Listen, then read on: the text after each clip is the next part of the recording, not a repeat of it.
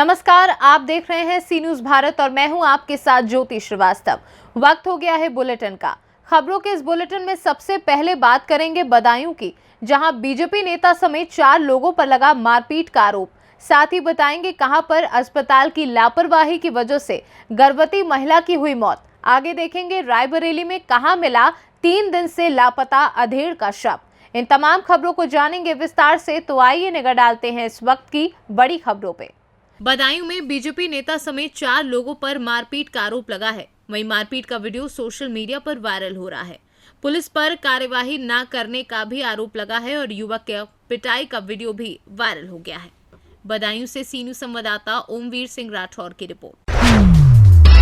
भदोई में औराई विकास खंड क्षेत्र के केयरमऊ ग्राम सभा के दीनानाथपुर गांव में नवनिर्मित इंटरलॉकिंग रोड का लोकार्पण ब्लॉक प्रमुख औराई ब्रजमोहन मिश्रा के द्वारा किया गया। प्रधानपति अश्विनी मिश्रा, पूर्व प्रधान मटियारी महेश त्रिपाठी ने माल्या अर्पण कर प्रमुख औराई का स्वागत किया। ब्लॉक प्रमुख औराई ब्रजमोहन मिश्रा विकास ने कहा कि सड़क विकास की मुख्य कड़ी है। जिस गांव में सड़क नहीं है वह गांव हर ढंग से विकास से अछूता है। इस मौके पर अजय मिश्रा, साधु तिवारी समेत तमाम गणमान्य नागरिक उपस्थित रहे। भदोई से सी न्यूज संवाददाता प्रदीप दुबे की रिपोर्ट। पाकुड़ के अमड़ापाड़ा प्रखंड मुख्यालय में पहाड़िया नेता शिवचरण मालतो ने पहाड़िया समुदाय व स्थानीय लोगों की हक की लड़ाई को लेकर सैकड़ों की तादाद में हुजूम लेकर प्रखंड मुख्यालय पहुंचे, जहां सभी के हाथों में विभिन्न मुद्दे व मांगों को लेकर हाथों में तख्तियों के जरिए सड़क से लेकर प्रखंड कार्यालय परिसर तक हल्ला बोला। वहीं मालतो ने बताया कि बोरियो रूबिका हत्याकांड को लेकर हेमंत सरकार फास्ट ट्रैक कोर्ट की गठन करने की बात कही थी, लेकिन अब तक कोई किसी प्रकार का गठन नहीं किया गया है, जिससे प्रदेश में हत्या का मामला समाचार पत्रों की सुर्खियां बना हुआ है। साथ ही उन्होंने बताया कि अमड़ापाड़ा में बीजीआर और डीबीएल कोल कंपनी अपनी मनमानी बंद करे। इसको लेकर कंपनियों को सचेत किया गया है, नहीं तो पहाड़िया समुदाय व स्थानीय लोगों द्वारा कंपनी बंद करा दी जाएगी। द्वारा हम लोगों ने धरना प्रदर्शन किया। इसमें 2 अहम मुद्दे हैं। जो स्थानीय मुद्दा है वो डीबीएल कंपनी और बीजीआर कंपनी के द्वारा विस्थापित लोगों को और प्रभावित लोगों के साथ मतभेद करते हुए मनमानी तरीके से यहाँ का कोयला उत्खनन कर रहा है। वो उसको हम लोगों ने संदेश दिया है कि आप ऐसा ना करें, अन्यथा कोयला क्षेत्र बंद हो जाएगा। रूबिका पहाड़ी की हत्या हुई है बोरियो में, और उसके न्याय के लिए उन हत्यारों को फांसी या सजा के लिए फर्स्ट ट्रैक कोर्ट का गठन करना था। आज तक हेमंत सरकार ने फर्स्ट ट्रैक कोर्ट का गठन नहीं किया, जिसके चलते यहाँ झारखंड में हत्याएं लगातार बढ़ रही है। ये सुर्खियों में है। पाकुड़ से सी न्यूज संवाददाता अभिषेक तिवारी की रिपोर्ट। रायबरेली जनपद के कलेक्ट्रेट परिसर स्थित जिलाधिकारी कार्यालय पहुंचकर गुरबख्शगंज थाना क्षेत्र के सुल्तानपुर खेड़ा गांव के रहने वाले पीड़ितों ने डीएम को शिकायती पत्र देते हुए बताया कि शहर कोतवाली थाना क्षेत्र के इंदिरा नगर स्थित एक निजी हॉस्पिटल में उसकी पत्नी का गर्भपात के दौरान लापरवाही के चलते मौत हो गई थी। इस संबंध में 11 साल बाद भी न्याय नहीं मिला तो प्राइवेट प्रैक्टिस करने वाले डॉक्टर पर हत्या का आरोप लगाते हुए मृतका के पति ने डीएम को शिकायती पत्र देते हुए न्याय की गुहार लगाई है। जानकारी के अनुसार बता दें कि लापरवाही बरतने के मामले में कई बार स्वास्थ्य विभाग द्वारा इस अस्पताल को नोटिस भी दिया जा चुका है और पहले भी कई मरीजों की लापरवाही के चलते इस अस्पताल में मौत हो चुकी है, फिर भी मुख्य चिकित्सा अधिकारी द्वारा कोई कार्यवाही नहीं की गई है। मेरा नाम पंकज बारी है, मैं सुल्तानपुर खेड़ा थाना गुरबख्शगंज का रहने वाला हूँ। क्या समस्या है? हमारी ये समस्या है कि हमने अपनी पत्नी ज्ञानवती का एबार्सन करवाए थे 9/5/2022 को। फिनिक्स हॉस्पिटल इंदिरा नगर नेहरू नगर के पास पड़ता है। तो उसमें जो है कि डॉक्टर संतोष, डॉक्टर इसरार, इन्हीं की वजह से हुआ था एबार्सन, और जो है कि इनकी घोर लापरवाही की वजह से हमारी वाइफ की बच्चेदानी में छेद भी हो गया, और हमसे जो है 90,000 रुपये ले लिया। फिर भी जो कुछ भी फ़ायदा नहीं हुआ। जब ज़्यादा तबीयत ख़राब हो गई तो हमको जो लखनऊ रेफ़र कर दिया। लखनऊ में ले जाकर लोहिया में हमने भर्ती किया, और डॉक्टर ने वहाँ के बोले कि वहाँ के जहाँ आपने एबार्सन करवाए थे वहाँ जो है घोर लापरवाही की वजह से इनके शरीर में पूरा इन्फेक्शन हो गया। इस वजह से उनको 15/5/2022 को उनकी डेथ हो गई। किसकी लापरवाही मानते हैं? डॉक्टर संतोष, डॉक्टर इसरार। कहाँ कार्य करते हैं? ये फिनिक्स हॉस्पिटल है, इंदिरा नगर नेहरू नगर के पास। शिकायत की थी आप? हाँ, हमने शिकायत एसपी ऑफिस में की, डीएम साहब से भी की, सीएमओ ऑफिस में भी की, मगर कहीं कोई कार्रवाई नहीं हुई। कितना समय हो गया? 1 साल हो गया। क्या डॉक्टर बहुत पहुँच वाले हैं? अब सर ये बोल रहे हैं कि जो पैसा हम आपको देना है वो पैसा हम यहाँ के अधिकारी को दे देंगे, तो आप कहीं कुछ भी जाइए, कुछ भी नहीं हो सकता। क्या चाहते हैं आप? हम ये चाहते हैं कि हमारे साथ न्याय किया जाए। हमारे 4 छोटे छोटे बच्चे हैं। रायबरेली से सीनू संवाददाता आशीष मौर्य की रिपोर्ट।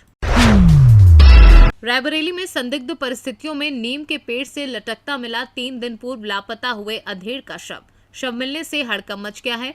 मामले की सूचना पर पहुंची पुलिस ने शव को कब्जे में लेकर जांच पड़ताल शुरू कर दी है। लालगंज कोतवाली क्षेत्र के लोदीपुर उतरावा गांव की ये घटना बताई जा रही है।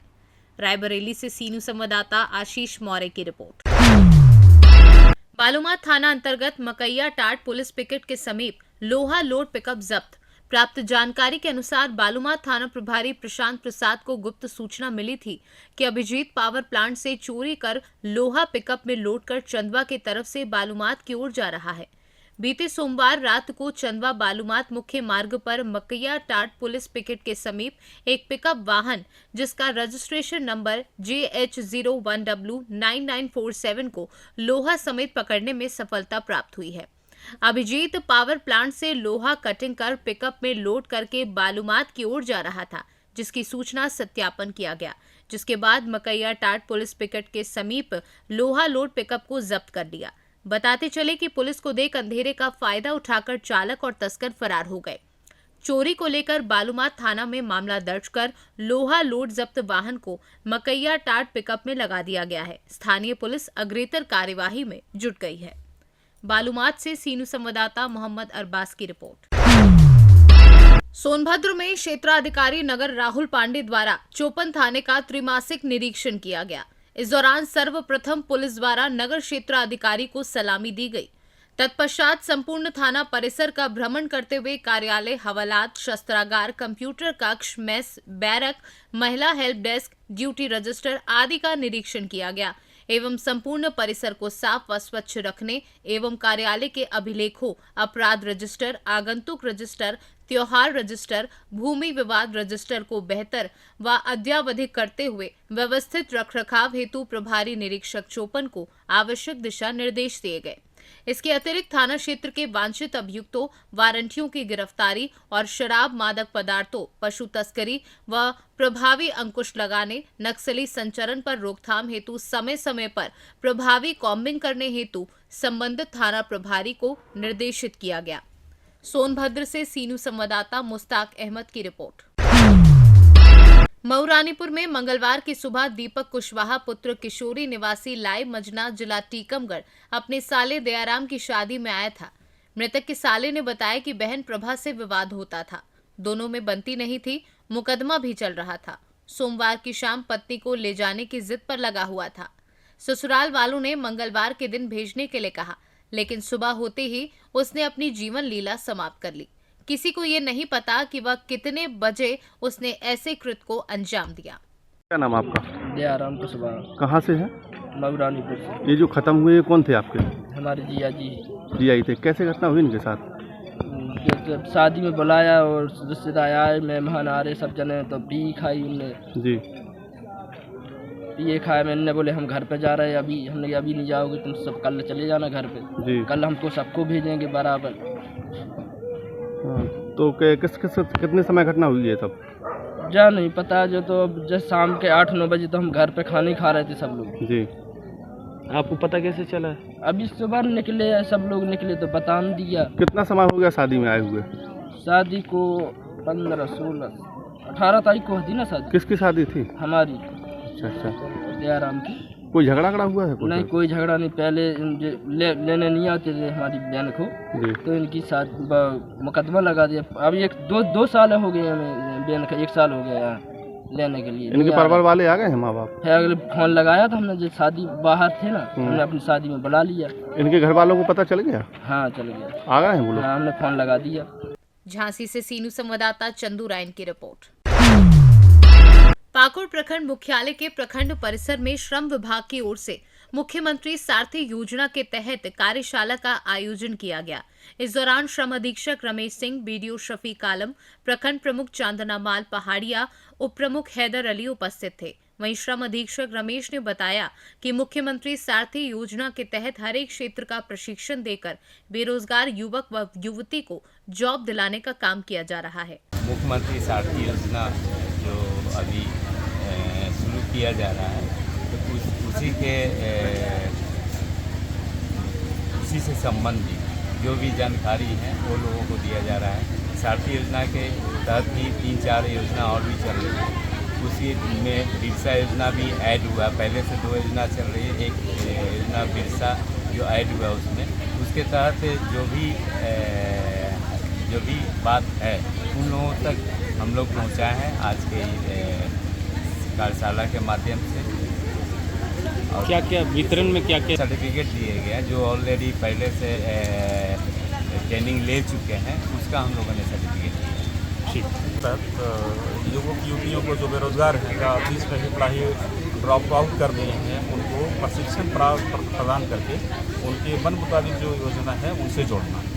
इसे बच्चे और बच्चियों के लिए है बहुत ही अच्छा है, जो कि बेरोजगारी के कारण जो बीच में ही जो पढ़ाई छोड़ देते थे और बेरोजगारी के कारण जो किसी को काम नहीं मिल पाता था या उचित मार्गदर्शन के अभाव में जो भटके हुए जो बच्चे बच्चियां थी, उनको एक मुख्य धारा में लाने के लिए उसको प्रशिक्षण प्रदान कर जो है उसका रिप्लेसमेंट भी जो है कंपनी में कराने का जो है प्रयास किया जा रहा है। ये एक बहुत ही अच्छा जो है स्वरोजगार से जोड़ने का एक सरकार का प्रयास है और इसका इम्प्लीमेंट हम लोग जो है ज़्यादा से ज़्यादा जो है करवाने का प्रयास करें। प्रशिक्षण में सर किन सारथी योजना है, उसके बाद कला कौशल वगैरह योजना है, और उसके बाद आप महिलाओं के लिए है, बच्चों के लिए और बहुत तरह की मैकेनिकल है, बहुत तरह की है। पाकुड़ से सीनू संवाददाता अभिषेक तिवारी की रिपोर्ट। खबर प्रतापगढ़ से है, जहां पारसनाथ शिक्षण व प्रशिक्षण महाविद्यालय दलापुर आसपुर देवसरा के छात्रों ने पट्टी नगर मतदाता जागरूकता रैली निकाली।